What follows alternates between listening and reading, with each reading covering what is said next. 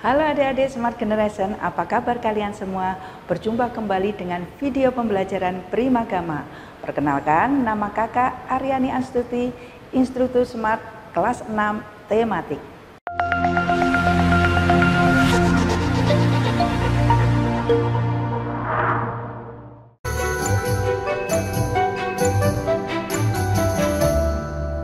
Oke adik-adik, kita masuk ke materi ya. Materi pertama yaitu kita bahasa Indonesia, nanti kita belajar tentang KD 37. Nah, demikian ini adalah soalnya. Perputaran bumi dan akibatnya. Bumi kita berputar membentuk lingkaran 360 derajat dan membutuhkan waktu 24 jam untuk satu kali putaran. Apa akibat perputaran tersebut? Untuk mengetahuinya, kita harus mengamati bola dunia atau peta dunia serta garis yang ada di dalamnya. Garis tersebut adalah garis lintang atau paralel dan garis bujur atau meridian. Garis lintang adalah garis horizontal yang melingkari garis bumi. Garis lintang dibedakan menjadi dua, yaitu lintang utara dan lintang selatan. Garis lintang itu digunakan sebagai pedoman pembagian wilayah iklim. Garis bujur adalah garis khayal membujur yang membelah bumi menjadi belahan barat dan timur. Garis bujur yang terletak di belahan barat disebut bujur barat, sedangkan yang terletak di bagian timur disebut bujur timur. Garis bujur digunakan untuk pedoman pembagian wilayah waktu. Garis bujur barat dan garis bujur timur terhimpit di garis 0 derajat Greenwich. Saat berotasi 1 derajat, bumi membutuhkan waktu 4 menit. Berdasarkan perhitungan itulah, setiap tempat di muka bumi yang mempunyai selisih garis bujur 15 derajat akan mempunyai perbedaan waktu 1 jam. Nah, setelah kita membaca bacaan tersebut, apa yang menjadi topik bacaan di atas? Karena tadi kita membicarakan tentang bumi, berarti untuk jawabannya untuk yang C dan D jelas salah ya. Nah, yang kita bicarakan adalah rotasi bumi, yaitu bumi berputar pada porosnya. Untuk selanjutnya nomor 2, apa kata rotasi pada bacaan di atas? Nah, rotasi pada bacaan di atas adalah perputaran bumi pada porosnya. Karena kalau perputaran bulan mengelilingi bumi itu adalah rotasi bulan ya. Kemudian kalau perputaran bumi mengelilingi matahari itu disebut revolusi matahari. Nah, jadi jawabannya adalah yang A. Untuk selanjutnya, nah dalam teks ini kita akan mencari informasinya ya. Nah, dalam rangka memperingati Hari Bumi, siswa kelas 6 SD Putra Bangsa menyelenggarakan gerakan menanam 1000 pohon. Acara tersebut akan dilaksanakan akhir minggu ini di area Taman Kota. Bibit pohon yang akan ditanam bervariasi jenisnya, mulai palawija hingga jenis-jenis bunga. Kepala sekolah berharap kegiatan ini dapat menumbuhkan sikap cinta lingkungan bagi siswa maupun warga. Nah, dari informasi yang terdapat pada teks tersebut adalah kita lihat ya, tadi ada menanam pohon dan juga kalimat yang terakhir menumbuhkan cinta lingkungan. Berarti informasi yang terdapat pada teks tersebut adalah yang A. Menanam pohon merupakan salah satu cara mencintai lingkungan. Untuk yang selanjutnya, perputaran bumi mengelilingi matahari itu disebut revolusi bumi, dan perputaran bulan mengelilingi bumi disebut revolusi bulan. Digunakan untuk menentukan tahun Masehi dan tahun Hijriah. Sistem penanggalan Masehi ditentukan berdasarkan kala revolusi bumi. Sistem penanggalan Hijriah berdasarkan kala revolusi bulan. Kala revolusi bumi adalah 365 1/4 hari. Kala revolusi bulan adalah 29,5 hari. Sehingga jumlah hari dalam satu tahun 354 hari. Nah, informasi yang kita dapatkan dari bacaan tersebut adalah, coba kita lihat ya jawabannya yang A, perputaran bumi mengelilingi matahari selama 354 hari. Betul tidak? Tidak ya, karena yang mengelilingi selama 354 hari adalah bulan. Kemudian kita lihat yang B. Sistem penanggalan Masehi ditentukan berdasarkan kala revolusi bumi. Kita lihat tadi bacaan di kalimat yang kedua. Sistem penanggalan Masehi ditentukan berdasarkan kala revolusi bumi. Nah, inilah jawabannya. Oke, kemudian untuk yang C dan D jelas salah ya. Oke, kita lanjut. Setelah kita tadi belajar bahasa Indonesia, kita lanjutkan dengan belajar ilmu pengetahuan alam. Nah, di sini saya akan menjelaskan tentang peristiwa rotasi dan revolusi bumi serta terjadinya gerhana bulan dan gerhana matahari. Nah, untuk lebih jelasnya kita ke soal dulu ya. Perputaran bumi pada porosnya disebut rotasi bumi. Rotasi bumi ini mengakibatkan seolah-olah matahari bergerak dari timur ke barat, terbit dari timur dan tenggelam di barat. Peristiwa ini dinamakan yang A, gerak semu, B, gerak matahari, C, gerak bulan, dan D, gerak rotasi. Nah, karena yang sebenarnya bergerak adalah bumi, seolah-olah kita mataharinya terbit dari timur ke arah barat, padahal yang bergerak adalah buminya, maka jawabannya peristiwa ini dinamakan gerak semu. Kita lanjut. Nah, bumi berputar pada porosnya atau yang disebut dengan akibat rotasi bumi. Kala rotasi dikenal dengan 1 hari. Namun peredaran bumi mengelilingi sumbunya tidak akan terasa karena adanya gaya gravitasi. Akibat dari rotasi bumi adalah, kalau yang A perubahan fase-fase bulan.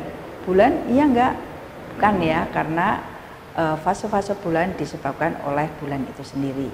Kemudian yang B, gerak semu tahunan matahari. Yang C, pergantian siang dan malam, dan D, perubahan musim. Berarti jawabannya adalah yang C, pergantian siang dan malam. Perhatikan peristiwa berikut. 1.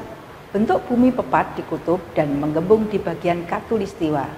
2. Matahari seakan-akan bergeser dari utara ke selatan khatulistiwa.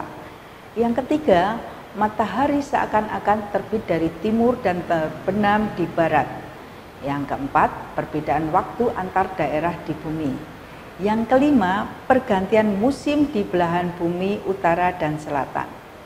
Peristiwa yang terjadi akibat revolusi bumi adalah yang pertama, 1, bentuk bumi pepat di kutub dan mengembung di bagian khatulistiwa. Betul ya? Oke, betul. Kita ambil, kita keep dulu. Yang kedua, matahari seakan-akan bergeser dari utara ke selatan khatulistiwa. Tidak ya? Oke, kita silang, kita hilangkan. Yang ketiga, matahari seakan-akan terbit dari timur dan terbenam di barat. Nah, ini yang disebut gerak semu matahari tadi. Berarti kita ambil. Yang keempat, perbedaan waktu antar daerah di bumi. Betul ya? Berarti jawabannya adalah yang B, 1, 3, dan 4. Bagaimana adik-adik materi pembelajaran dari video yang kalian simak sebelumnya? Sudah cukup jelas bukan? Nah, adik-adik jangan lupa untuk simak videonya sampai akhir ya. Adik-adik, pernahkah kalian menjumpai kesulitan dalam belajar? Nah, kalau kalian memiliki kesulitan dalam belajar, jangan khawatir, Primagama punya solusinya. Di Primagama, kalian akan mendapatkan fasilitas-fasilitas terbaik yang akan menjawab masalah-masalah kesulitan belajar kalian. Kalian akan mendapatkan masterbook yang berisi penjelasan tentang materi-materi pembelajaran dan juga akan mendapatkan smart exercise yang berisi soal-soal yang akan membantu kalian dalam belajar. Adik-adik, tidak hanya itu, Primagama juga memiliki fasilitas layanan pendalaman materi. Apa saja kira-kira? Ada remedial yaitu pengulangan, dan juga ada enrichment yaitu pengayaan, dan yang terakhir ada consulting yaitu pendampingan dalam mengerjakan tugas-tugas di sekolah. Selain itu, Primagama memiliki metode belajar Smart Solution. Smart Solution ini adalah metode belajar anak cerdas yang akan memudahkan kalian dalam belajar.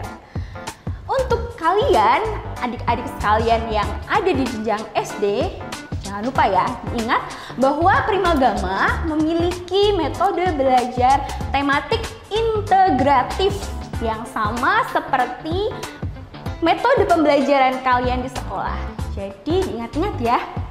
Adik-adik, bagaimana ya caranya kalau kalian mau mendapatkan fasilitas-fasilitas terbaik dari Primagama? Nah, kalian cukup daftarkan diri kalian ke Primagama terdekat di kotamu. Mari wujudkan merdeka belajar bersama Primagama. Oke adik-adik, untuk melanjutkan materi tadi, kita simak yuk video lagi. Nah, di sini soal selanjutnya yaitu tentang gerhana. Di layar terlihat adanya matahari, bumi, bulan itu satu garis lurus ya. Kemudian bulan itu berada di umbra. Berarti pada gambar di atas posisi bulan yang ditunjuk oleh huruf X adalah peristiwa gerhana B, gerhana bulan total. Kalau yang A, gerhana bulan sebagian itu ada di penumbra ya. Kemudian kalau gerhana bulan cincin itu tidak ada. Nah, inilah penjelasannya gerhana bulan ya. Gerhana bulan terjadi apabila posisi matahari, bulan dan bumi pada garis lurus. Ya, ingat bulannya ada di tengah. Kemudian macam-macam gerhana bulan, ada gerhana bulan total. Nah, itu bulan akan tepat berada pada daerah umbra. Kemudian yang kedua, gerhana bulan sebagian. Dan yang ketiga, gerhana bulan penumbra atau seluruh bagian bulan berada di bagian penumbra. Sehingga bulan masih terlihat dengan warna yang suram. Nah, kalau gerhana matahari itu posisinya adalah matahari, bumi dan bulan. Ingat, gerhana matahari posisinya bumi ada di tengah. Baiklah, kita lanjutkan ke materi ilmu pengetahuan sosial. Nah, di sini kita akan belajar KD 3.1 yaitu mengidentifikasi karakteristik geografis dan kehidupan sosial budaya, ekonomi, politik di wilayah ASEAN. Nah, ASEAN itu berdiri pada tanggal 8 Agustus 1967, dibentuk oleh 5 negara, yaitu negara kita sendiri adalah Indonesia, kemudian Malaysia, Filipina, Singapura, Thailand. Dan ASEAN ini melalui penandatanganan deklarasi Bangkok. Sebenarnya untuk wakil-wakilnya dari Indonesia itu adalah Adam Malik, kemudian Malaysia itu Tun Abdul Razak, Filipina itu Francisco Ramos, kemudian Singapura S. Rajaratnam, Thailand Tanat Koman. Nah, itulah pendiri-pendirinya, wakil-wakilnya. Nah, kita lihat soalnya.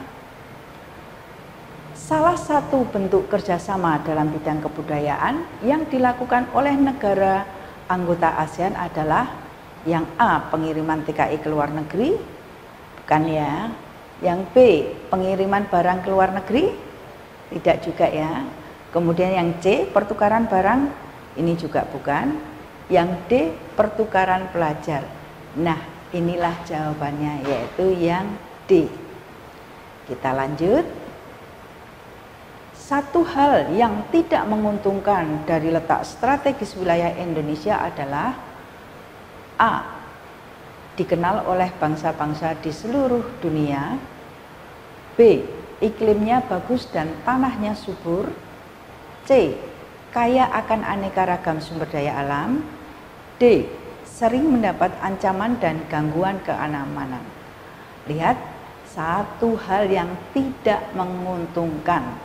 Berarti yang tidak menguntungkan adalah yang D, sering mendapat ancaman dan gangguan keamanan. Kita lanjutkan.